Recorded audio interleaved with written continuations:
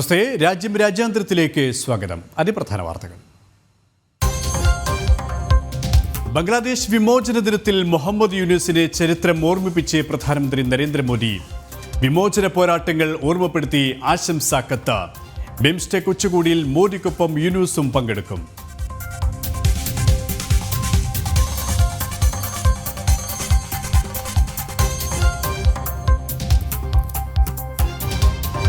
നിരവധി വിദേശികൾക്ക് അഭയം നൽകിയ മണ്ണാണ് ഭാരതമെന്ന് കേന്ദ്ര ആഭ്യന്തരമന്ത്രി അമിത്ഷാ. രാജ്യസുരക്ഷയ്ക്ക് ഭീഷണി ഉയർത്തുന്നവർക്ക് ഭാരതത്തിലേക്ക് പ്രവേശനമില്ലെന്നും അമിത്ഷാ ലോക്സഭയിൽ. വ്ളാഡിമിർ പുടിൻ ഭാരതത്തിലേക്ക് തീയതി ഉടൻ പ്രഖ്യാപിക്കുമെന്ന് റഷ്യ. സന്ദർശനം നരേന്ദ്രമോദിയുടെ ക്ഷണം സ്വീകരിച്ച്. ലക്ഷ്യം നയതന്ത്ര ബന്ധം ശക്തിപ്പെടുത്തലെന്ന് കേന്ദ്രമന്ത്രി എസ് ജയശങ്കർ. 2030 ഉഭയകക്ഷി വ്യാപാരം $100 ബില്യൺ ആക്കും.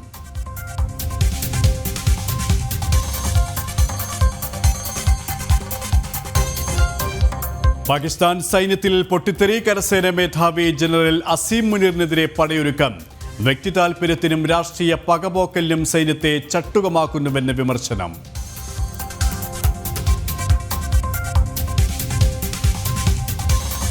കിഴക്കൻ അതിർത്തിയിൽ നിന്നും സമാധാന വാർത്തകൾ. പരസ്പര സഹകരണത്തിന് ചർച്ച തുടരാൻ ഭാരതവും ചൈനയും. ഇരു രാജ്യങ്ങളും തമ്മിൽ നേരിട്ടുള്ള വിമാനയാത്രയും പുനരാരംഭിക്കാൻ സാധ്യത. പിണറായിയുടെ പിന്നാലെ സ്റ്റാലിനും. വഖഫ് ഭേദഗതി ബില്ലിനെതിരെ പ്രമേയം പാസാക്കി തമിഴ്നാട് നിയമസഭ. പ്രീണന പ്രമേയത്തെ വിമർശിച്ച് ADMK.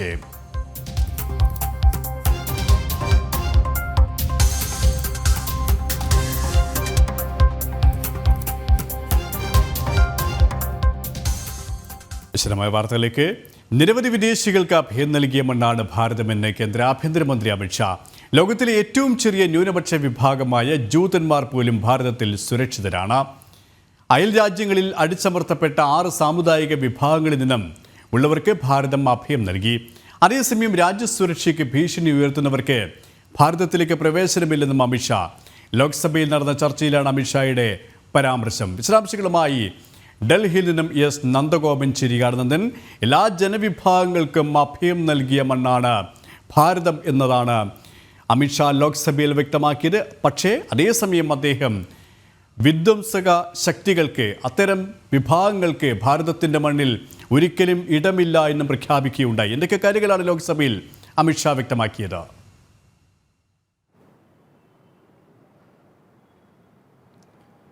Suresh, immigration and foreign bill 2025 നടന്ന ചർച്ചയിലാണ് കേന്ദ്ര ആഭ്യന്തരമന്ത്രി അമിത്ഷാ നിലപാട് വ്യക്തമാക്കിയത്. വിവിധ രാഷ്ട്രങ്ങളിൽ നിന്നുമുള്ളവർക്ക് അഭയം നൽകിയ മണ്ണാണ് ഭാരതം. മാത്രമല്ല, ഈ നരേന്ദ്രമോദി സർക്കാർ അധികാരത്തിൽ വന്നതിൽ പിന്നെ അയൽ രാജ്യങ്ങളിൽ അടിച്ചമർത്തപ്പെട്ട 6 വിഭാഗങ്ങളിൽ നിന്നുമുള്ളവർക്ക് ഭാരതം അഭയം നൽകി. അത് പൗരത്വ ഭേദഗതി നിയമത്തിലൂടെയാണ് അത് നടപ്പാക്കിയതെന്നും അദ്ദേഹം സൂചിപ്പിക്കുകയുണ്ടായി. മാത്രമല്ല, ഇപ്പോൾ ഭാരതം 5ാമത്തെ സാമ്പത്തിക ശക്തിയായി വളരുകയാണ്.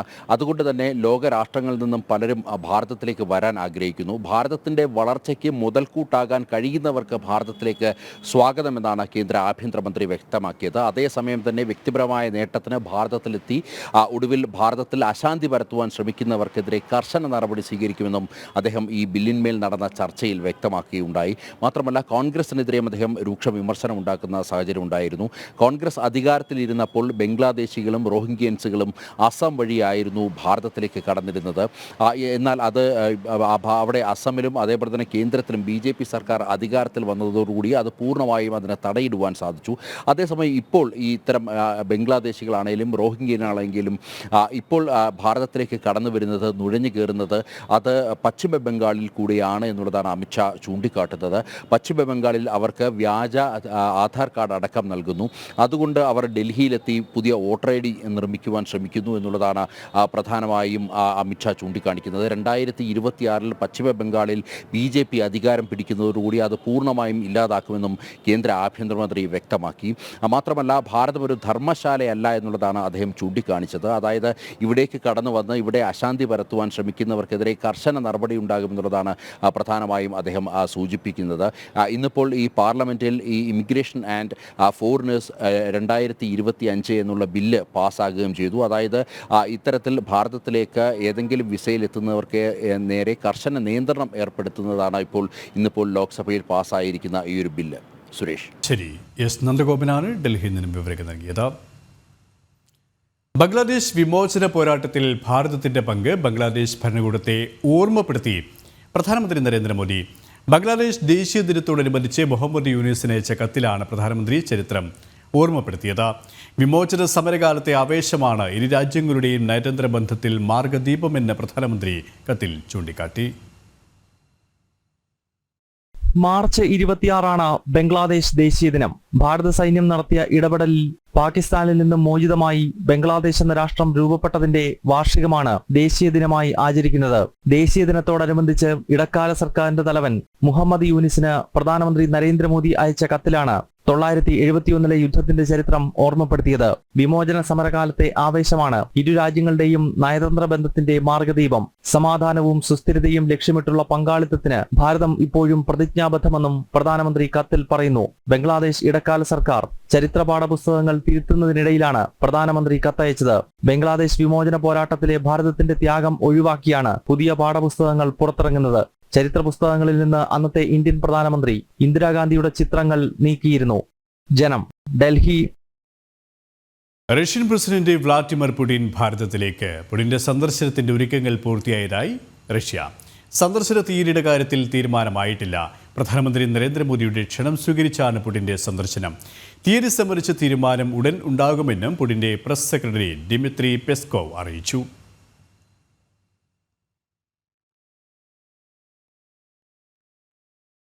അതിർത്തി തർക്കം ഉൾപ്പെടെയുള്ള വിഷയങ്ങളിൽ ചൈനയുമായി ഘട്ടം ഘട്ടമായി ചർച്ചകൾ പുനരാരംഭിക്കാൻ തീരുമാനം.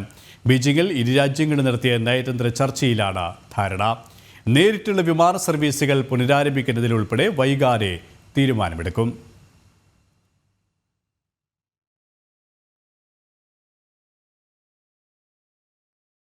ആത്മനിർഭരത ഓരോ ദിനവും പുത്തൻ ഉയരങ്ങൾ കീഴടക്കുകയാണ്.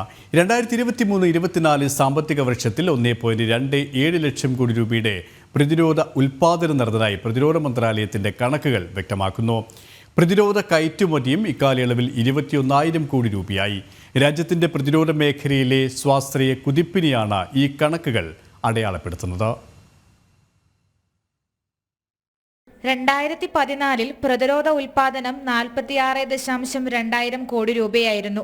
എന്നാൽ 2023 ഇത് 1.27 ലക്ഷം കോടിയായി ഉയർന്നു. 2014 കണക്കുകളുമായി താരതമ്യം ചെയ്യുമ്പോൾ പ്രതിരോധ ഉൽപാദനത്തിൽ 174% വർധനവാണ് രേഖപ്പെടുത്തിയിരിക്കുന്നത്. ഇക്കാലയളവിൽ പ്രതിരോധ കയറ്റുമതി രംഗത്തും വർധനവ് ഉണ്ടായിട്ടുണ്ട്. 686 കോടി രൂപയുടെ കയറ്റുമതിയാണ് 10 വർഷം മുമ്പുണ്ടായിരുന്നതെങ്കിൽ 21,083 കോടി രൂപയുടെ കയറ്റുമതിയാണ് 2023-24 സാമ്പത്തിക വർഷത്തിൽ നടത്തിയത്. കയറ്റുമതിയിൽ 30 മടങ്ങ് ഉയർച്ചയാണ് സംഭവിച്ചത്. 2029 പ്രതിരോധ ഉൽപാദനം 3 ലക്ഷം കോടി രൂപയിൽ എത്തിക്കുകയാണ് ലക്ഷ്യം. 430 കമ്പനികൾ, 16,000 MSMEകൾ എന്നിവയും പ്രതിരോധ മേഖലയിൽ ബൃഹത്തായ സംഭാവനകൾ നൽകുന്നുണ്ട്. നാഷണൽ ഡെസ്ക്, ജനം. പാക് സൈന്യത്തിൽ കടുത്ത ഭിന്നത. സൈനിക മേധാവി ജനറൽ അസീം മുനീർ രാജിവെക്കണമെന്നാവശ്യപ്പെട്ട് കീഴുദ്യോഗസ്ഥർ. മുനീർ സൈന്യത്തെ വ്യക്തി താൽപര്യത്തിനും രാഷ്ട്രീയ താൽപര്യത്തിനും ഉപയോഗിക്കുന്നതായും വിമർശനം. പാക് കരസേനയിലെ ലഫ്റ്റനന്റ് ജനറൽമാരും കേണൽ, ക്യാപ്റ്റൻ തുടങ്ങിയ പദവി വഹിക്കുന്നവരുമാണ് മേധാവി അസീം മുനീറിന്റെ രാജി ആവശ്യപ്പെട്ടത്. പാക് പട്ടാളത്തെ അസീം മുനീർ രാഷ്ട്രീയമായും വ്യക്തിപരമായും ഉപയോഗിക്കുന്നു എന്നതാണ് പ്രധാനപ്പെട്ട ആരോപണം. 2022 അന്നത്തെ പ്രധാനമന്ത്രി ഇമ്രാൻഖാന്റെ രാജിയുമായി ബന്ധപ്പെട്ട് നടന്ന കലാപം നിയന്ത്രിക്കുന്നതിൽ സൈന്യം പരാജയപ്പെട്ടു. കഴിഞ്ഞ പൊതു തെരഞ്ഞെടുപ്പ് സൈന്യം തന്നെ അട്ടിമറിച്ചതായും ആരോപണമുണ്ട്. ഖൈബർ പഖ്തൂൺ പ്രവിശ്യയിൽ പാക് താലിബാൻ നടത്തുന്ന ഭീകരപ്രവർത്തനത്തെ പ്രതിരോധിക്കാൻ സൈന്യത്തിന് കഴിയുന്നില്ല. പ്രവിശ്യയെ വെട്ടിമുറിച്ച് അഫ്ഗാനിസ്ഥാൻ മോഡലിൽ ഒരു തീവ്ര ഇസ്ലാമിക രാജ്യം സ്ഥാപിക്കുകയാണ് പാക് താലിബാന്റെ ലക്ഷ്യം. ബലൂച്ച് പ്രവിശ്യയിൽ നടക്കുന്ന വിമോചന പോരാട്ടത്തെയും പ്രതിരോധിക്കുന്നതിൽ സൈന്യം പരാജയപ്പെട്ടുവെന്നും വിമർശനം ഉയരുന്നു. 971 കാലത്തെ പട്ടാള മേധാവി യാഹ്യ ഖാന്റെ ഭരണം ഓർമ്മപ്പെടുത്തുന്നതാണ് അസീം മുനീറിന്റെ ഇടപെടൽ എന്നാണ് കീഴുദ്യോഗസ്ഥർ ഒരുപോലെ കത്തിൽ പറയുന്നത്. ജനം, ഡൽഹി. ജമ്മുകശ്മീരിലെ കത്തുയിൽ സുരക്ഷാ സേനയും ഭീകരരും തമ്മിലുണ്ടായ ഏറ്റുമുട്ടലിൽ പോലീസ് ഉദ്യോഗസ്ഥന് പരിക്കേറ്റതായി വിവരം. കഴിഞ്ഞ 3 ദിവസമായി ഭീകരർക്കായി തെരച്ചിൽ തുടരുന്നതിനിടയിലാണ് ഏറ്റുമുട്ടലുണ്ടായത്. ഭീകര സാന്നിധ്യമുണ്ടെന്ന് വിവരം ലഭിച്ചതിനെ തുടർന്നാണ് സുരക്ഷാ സേന തെരച്ചിൽ ഊർജിതമാക്കിയത്. പ്രദേശത്ത് കൂടുതൽ സേനയെ വിന്യസിച്ചിട്ടുണ്ട്.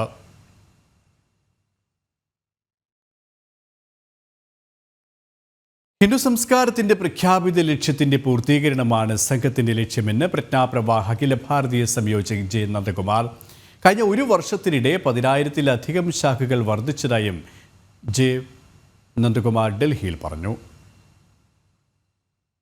ബംഗളൂരുവിൽ ചേർന്ന RSS അഖില ഭാരതീയ പ്രതിനിധി സഭ ശതാബ്ദി പൂർത്തീകരണ വർഷത്തിലെ പ്രവർത്തനങ്ങളുടെ രൂപരേഖ തയ്യാറാക്കിയിരുന്നു. 1 വർഷം നീണ്ടു നിൽക്കുന്ന പ്രവർത്തനങ്ങൾക്ക് വരുന്ന വിജയദശമി ദിനത്തിൽ തുടക്കമാകും.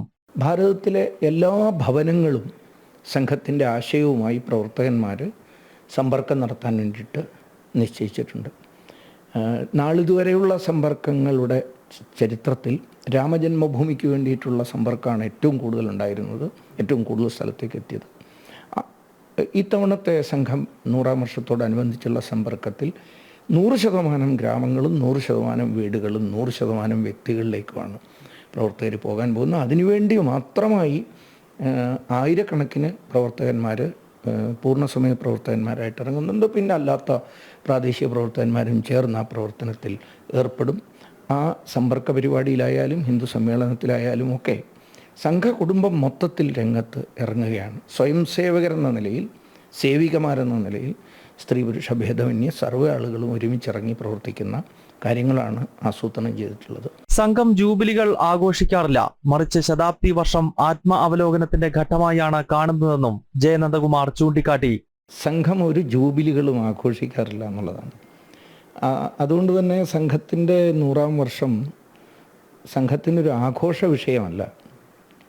അതിൽ ഉപരിയായി ഒരർത്ഥത്തിലുള്ള ഒരു ആത്മാവലോകനം, ഇത്രയും കാലത്തെ പ്രവർത്തനത്തിലൂടെ നമുക്ക് എവിടെയാണ് എത്തിച്ചേരാൻ കഴിഞ്ഞത്, എത്ര പുരോഗമിക്കാൻ കഴിഞ്ഞു, ഏതെല്ലാം മേഖലകളിലാണ് ഇനിയും എത്തിപ്പെടേണ്ടത് എന്നതിനെക്കുറിച്ച് വ്യക്തമായി ചിന്തിക്കുന്ന ഒരു അവസരമാണ്. ഒപ്പം സംഘം മുന്നോട്ട് വയ്ക്കുന്ന ആ ആശയത്തിൻ്റെ ഏറ്റവും പെട്ടെന്നുള്ള നടപ്പിലാക്കലിന് വേണ്ടിയിട്ട് ഇനി എന്തെല്ലാം ചുവടുകൾ വയ്ക്കണം, അങ്ങനെ ഉള്ള ഒരു ചിന്തയുടെ കാലഘട്ടമായിട്ടാണ് ഈ വിജയദശമി മുതൽ അടുത്ത വിജയദശമി വരെയുള്ള കാലയളവിനെ സംഘം കാണുന്നു.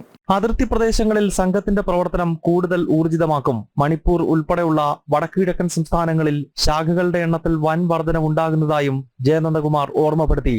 സംഘപ്രവർത്തനം എത്താത്ത മേഖലകൾ ചില ഏരിയ ഉണ്ടായിരുന്നു, നോ മാൻസ് ലാൻഡ്. അതിലൊന്നാണ് ഈ അതിർത്തി പ്രദേശം, മറ്റ് രാഷ്ട്രവുമായിട്ടുള്ള അതിർത്തിയും ഒപ്പം തന്നെ നമ്മുടെ ഉള്ളിലെ തന്നെ 2 സംസ്ഥാനങ്ങളുടെ ഇടയിലുള്ള അതിൽ ആരുടേതാണെന്നുള്ളൊരു നോട്ടത്തിൻ്റെ പ്രശ്നത്തിൽ എത്തിപ്പെടാൻ കാടുകൾ കാരണം, മലകൾ കാരണം എത്തിപ്പെടാത്ത മേഖലകളുണ്ടായിരുന്നു. അങ്ങനെ നാളിതുവരെ എത്താത്ത സ്ഥലങ്ങളിൽ കൂടി എത്തിപ്പെടുക, സർവസ്പർശിയാക്കുക സംഘപ്രവർത്തനം.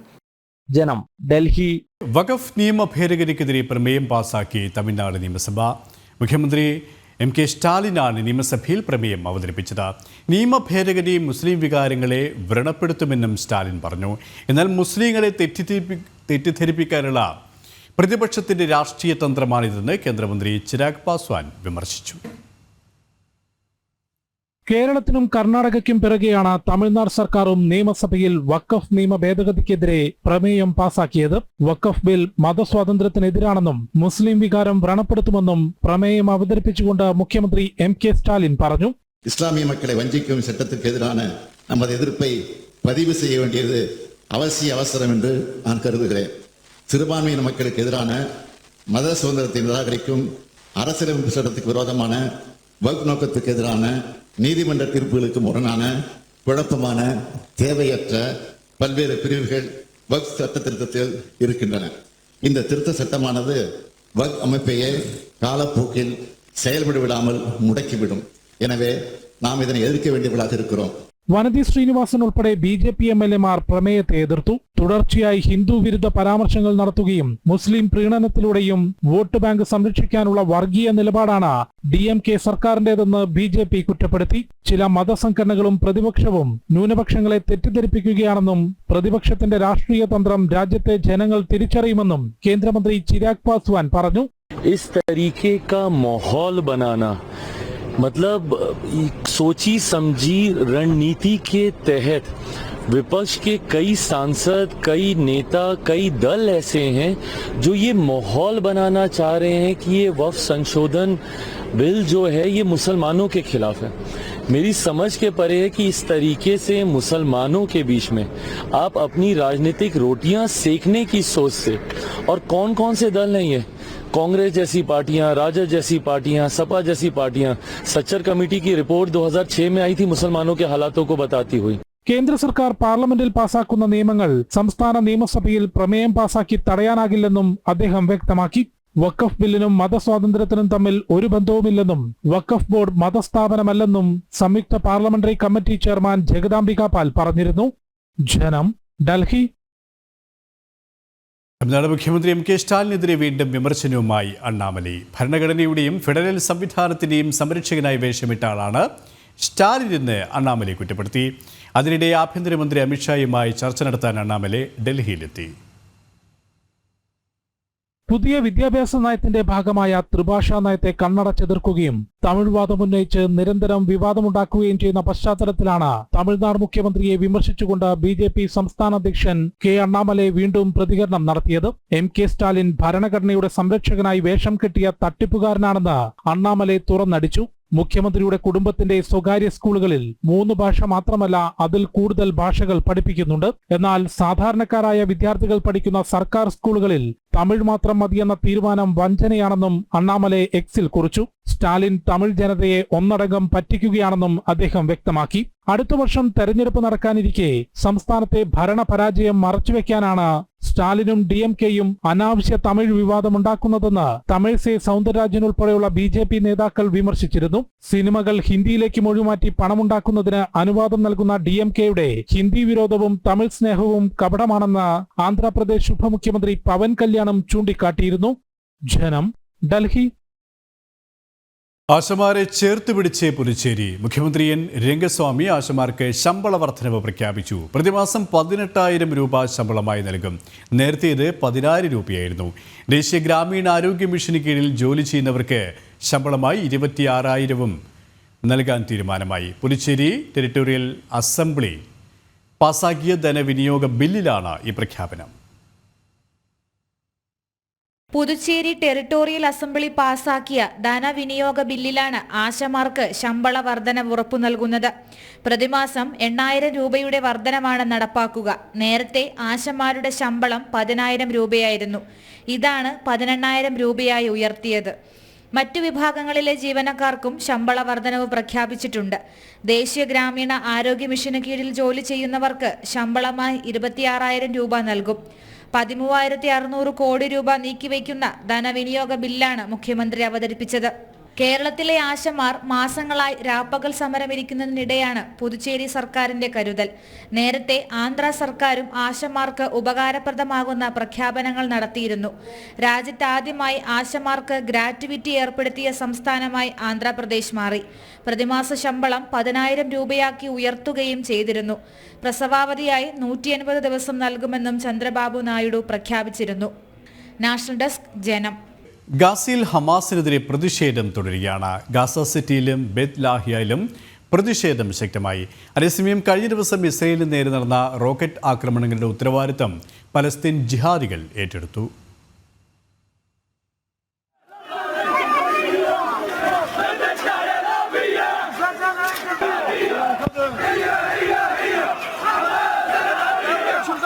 ദിവസം മുൻപാണ് ഇസ്രായേലിലേക്ക് ശക്തമായ റോക്കറ്റ് ആക്രമണം ഉണ്ടായത്. ആക്രമണത്തിന് പിന്നിൽ പലസ്തീൻ ജിഹാദ് എന്ന് നേരത്തെ തിരിച്ചറിഞ്ഞിരുന്നു.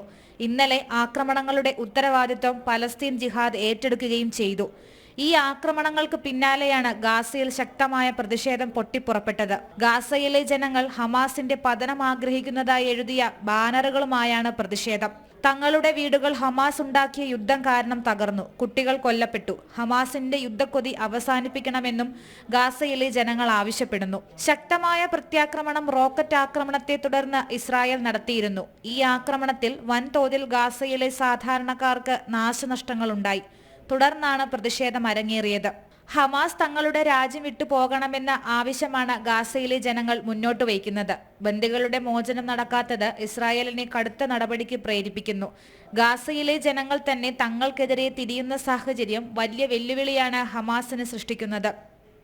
ഇന്റർനാഷണൽ ഡെസ്ക്, ജനം. അമേരിക്കയിലേക്ക് ഇറക്കുമതി ചെയ്യുന്ന കാറുകൾക്ക് 25% അധിക നികുതി ചുമത്തി ട്രംപ്. ഏപ്രിൽ 2 മുതലാണ് അധിക നികുതി നടപ്പിലാക്കുക. കാർ പാർട്സ് ഇറക്കുമതിക്കും 25% നികുതി ഏർപ്പെടുത്തി. മെക്സിക്കോയിൽ നിന്നാണ് പ്രധാനമായും അമേരിക്കയിലേക്ക് കാർ ഇറക്കുമതി നടക്കുന്നത്. ഏപ്രിൽ 2-ാം തീയതി പുതിയ നിരക്കുകൾ നിലവിൽ വരുമെന്നാണ് ട്രംപ് അറിയിക്കുന്നത്. ഇറക്കുമതി ചെയ്യുന്ന കാറുകൾക്ക് 25% ചുമത്തിയിരിക്കുന്ന അധിക നികുതി. മോസ്കോയിൽ നിന്നാണ് പ്രധാനമായും കാറുകൾ അമേരിക്കയിലേക്ക് ഇറക്കുമതി ചെയ്യുന്നത്. അമേരിക്കയിൽ നിർമ്മിച്ച കാറുകളുടെ വായ്പകൾക്ക് മാത്രമേ ആദായ നികുതി ഇളവുകൾ തുടർന്നും ലഭ്യമാകൂ എന്ന് ട്രംപ് അറിയിച്ചു.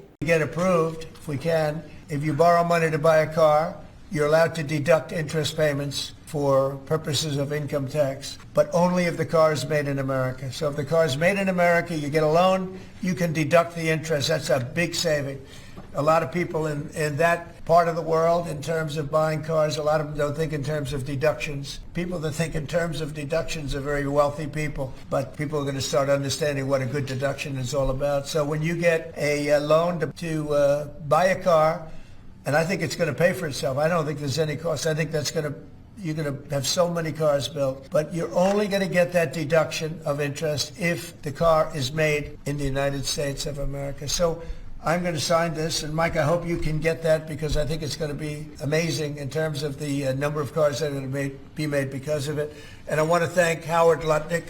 കാർ സ്പെയർ പാർട്സുകൾക്കും നികുതി ഏർപ്പെടുത്താനാണ് തീരുമാനം. മെയ് മാസം അല്ലെങ്കിൽ തൊട്ടടുത്ത മാസം സ്പെയർ പാർട്സുകൾക്കും 25% അധിക താരിഫ് ഏർപ്പെടുത്തും. പുതിയ താരിഫുകൾ ചുമത്തുന്നതിൽ ഒരു കാലത്തും മാറ്റമുണ്ടാകില്ലെന്നും ട്രംപ് പറഞ്ഞു. 80 ലക്ഷം കാറുകളാണ് വർഷം തോറും അമേരിക്കയിലേക്ക് ഇറക്കുമതി ചെയ്യുന്നത്.